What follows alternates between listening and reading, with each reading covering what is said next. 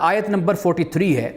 اب یہ جو معاملات ہیں معاشرے کے اور سماج کے، اس کے بعد اللہ سبحانہ وتعالیٰ پھر انسان کو متوجہ کرتا ہے عبادت کی طرف۔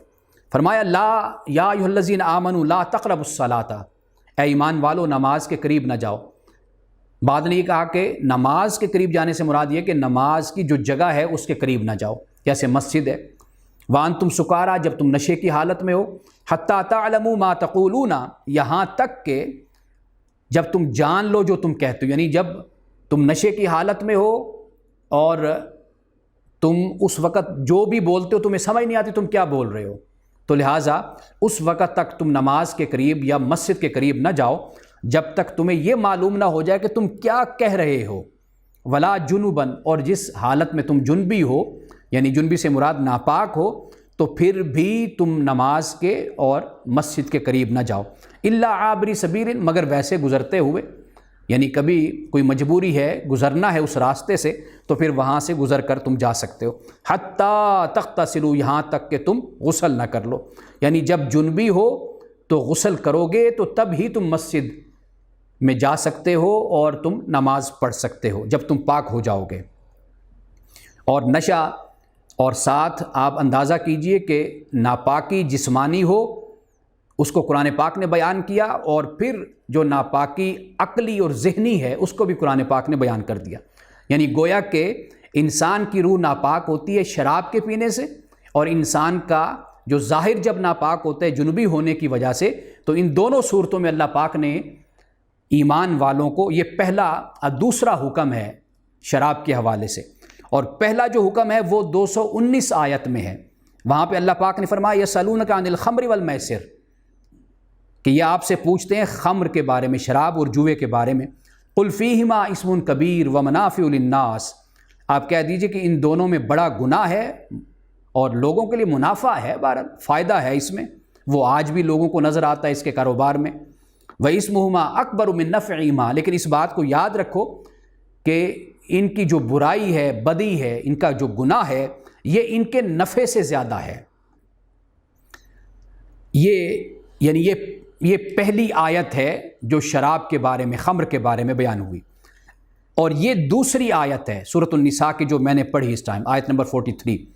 اب اس سے آگے کیا فرمایا؟ وَإِن كُنتُم مَرْضَىٰ وَعَلَىٰ سَفَرٍ، اور اگر تم مریض ہو یا سفر میں ہو، أَوْ جَاءَ أَحَدٌ مِّنكُم مِّنَ الْغَائِطِ، یا تم غائط سے آئے ہو، یعنی کہ تم واش روم سے ہو کر آئے ہو، أَوْ لَامَسْتُمُ النِّسَاء، یا تم نے عورتوں کو چھوا ہے، فَلَمْ تَجِدُوا مَاءً، اور پھر تم پانی کو نہیں پاتے، تو فَتَيَمَّمُوا صَعِيدًا طَيِّبًا، تو پھر پاک مٹی سے تم تیمم کر لو۔ فَامْسَحُوا بِوُجُوهِكُمْ وَأَيْدِيكُمْ، اور یہ تیمم کرنا کیسے ہے؟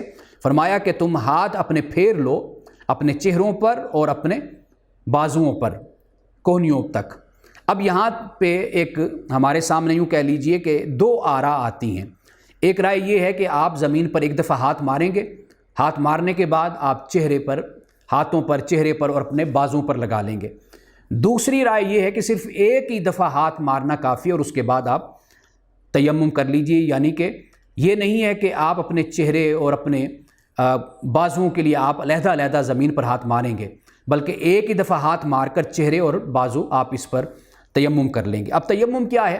یہ در حقیقت احساس طہارت ہے، مٹی ویسے بھی پاک ہے لیکن یہ احساس طہارت بھی ہے اور عبادت کے احترام کا احساس بھی ہے، یعنی انسان اس چیز کو محسوس کر لیتا ہے کہ میں اب پاک ہو گیا۔ یہ اس وقت کہ جب پانی مہیا نہ ہو، جب پانی مہیا ہو تو پھر پانی استعمال کیا جائے گا۔ ہاں اگر جان جانے کا خطرہ ہو، کوئی انسان ایسی مرض کا شکار ہے یا ایسی شدید ٹھنڈک ہے کہ جس سے ڈر ہے کہ ہلاکت ہوگی، تو پھر وہ مٹی کے ساتھ تیمم کر سکتا ہے۔ اب اس کے بعد اللہ سبحانہ و تعالیٰ نے شرک سے منع کیا۔ قرآن پاک نے واضح طور پر اس بات کو بیان کر دیا کہ شرک کی معافی نہیں ہے۔ وہ شخص کے جو حالت کفر میں مر کر اللہ کے پاس جاتا ہے تو اس کے شرک کی معافی نہیں ہے۔ فرمایا ان اللہ لا یغفر ان یشرک بہ ویغفر ما دون ذلک لمن یشاء، بے شک اللہ تعالیٰ نہیں معاف کرے گا کہ اس کے ساتھ شریک کیا جاتا ہے، ویغفر ما دون ذلک لمن یشاء، اور اس کے علاوہ جو وہ چاہے گا وہ معاف کر دے گا۔